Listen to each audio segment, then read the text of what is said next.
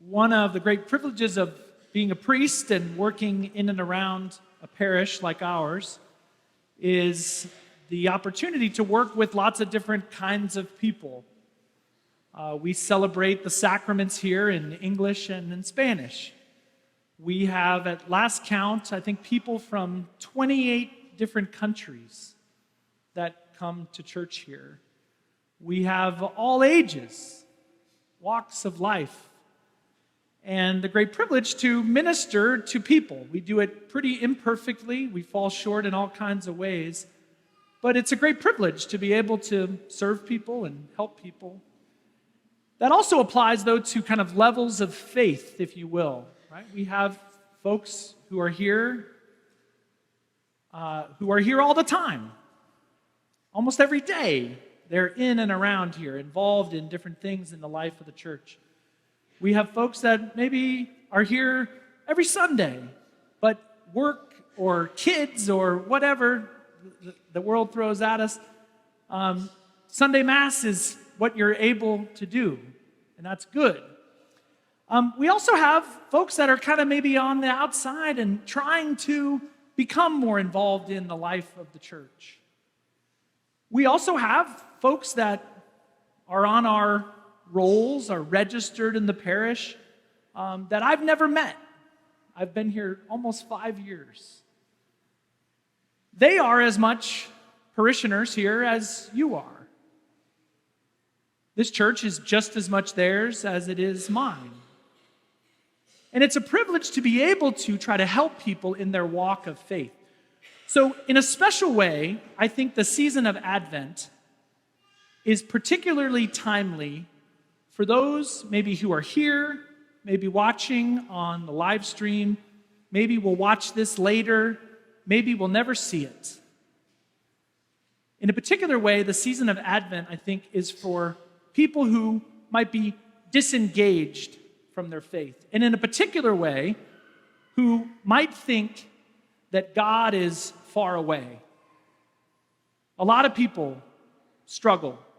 A lot of people think that God is distant, that God is far away. And that may be from some personal experience that you've had, or you've prayed for something in particular and it didn't happen. And so this sense that God is distant from us is very common. But I think the season of Advent is here, as the scriptures alluded to wake us up, to really encourage us who might be far away, or who might be disengaged, or whose faith might be struggling. And I share that with you, and I want to share with you kind of 3 ways that God comes to us. We think he might be far away, we think he might be distant, but in fact, God is very close. And Advent is a perfect time to experience that closeness. The word Advent comes from, it's a Latin advenire, which means to show up or to come. It means an arrival. And so we are preparing in the season of Advent for kind of 2 arrivals of Christ. One is easy and one is a little hard to understand. The easy one is Christmas. Advent is a time of preparation for Christmas. 4 weeks from today, this year we get a full Advent. The longest Advent possible. The longest Advent since 2016. We get a full 4 weeks of Advent. 4 weeks from today, we'll celebrate Christmas. We get it. Yeah, God became one of us. He was born as a baby. God came to us. He came down from heaven and became one of us. God comes to us. He's not distant. He's one of us. That one, I think, is the easiest. The other way that we're preparing in Advent is for Christ's return at the end of time. Well, what's that going to look like? We don't really know. Well, when's that going to be? We don't really know. Christmas is easy. It's 4 weeks from today. We're doing it. It's happening. Unless Christ comes before Christmas. But when Christ returns at the end of time, it's a little more theoretical. We don't really know what it's going to look like and when it's going to be. But we're told in the scriptures today to be awake. to be aware, to be ready, because we don't know the day or the hour when he will come. So Advent is a time to say, wake up, a time to say, get ready, because God is coming. He comes to us as a baby and walks among us. He comes to us at the end of time. So to say that God is distant, God is trying to tell us through the scriptures and tell us through the liturgical calendar, no, guys, I'm close. I've come to you once, and I'm going to come again. So just those two ways hopefully kind of draw us in. For those of you who feel disengaged, for those of you who feel like God is far away, it's a little bit of a reminder that no, God is very close. He comes to us. He's already done it, and he's going to do it again.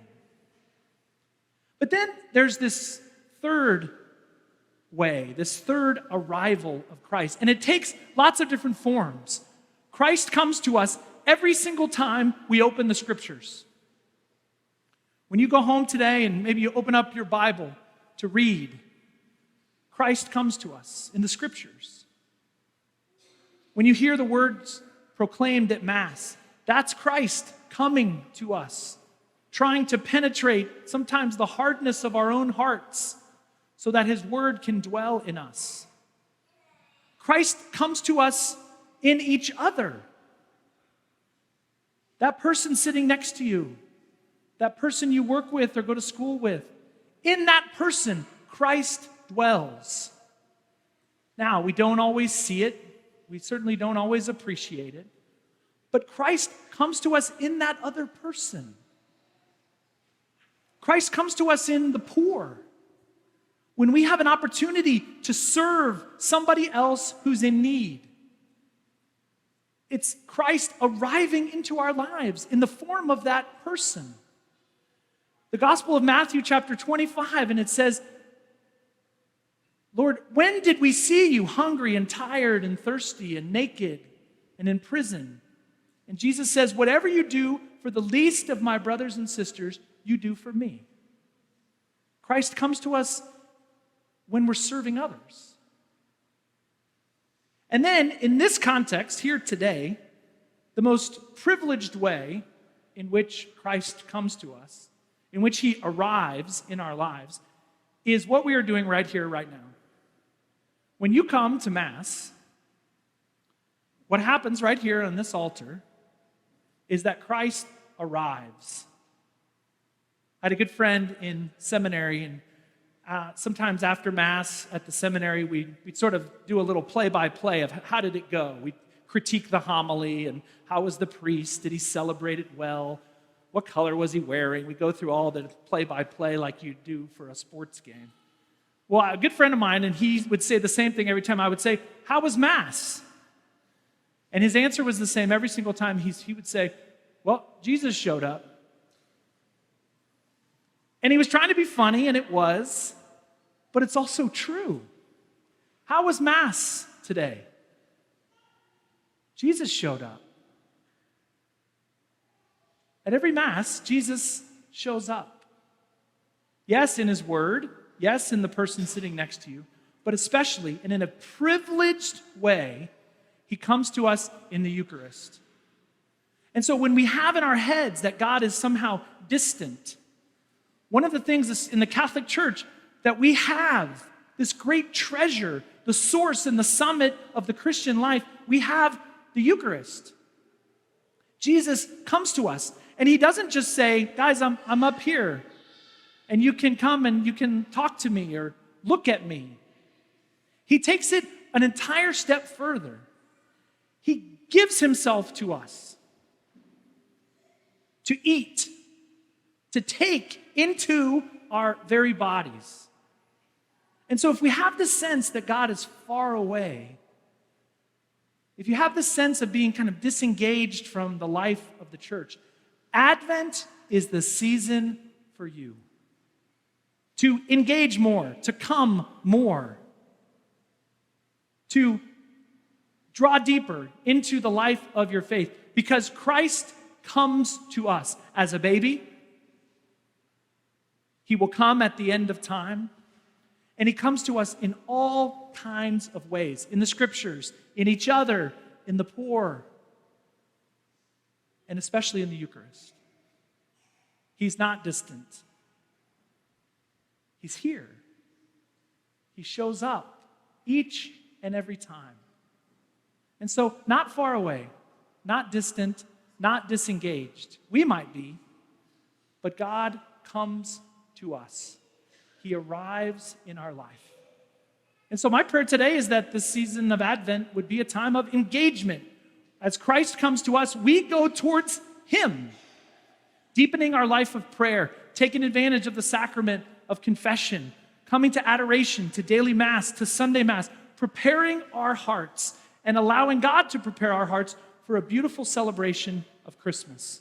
So that when he comes at Christmas, at the end of time, in the Eucharist, our hearts are ready, open, prepared, and at peace for the arrival of Christ, who is not far away, but is very, very close.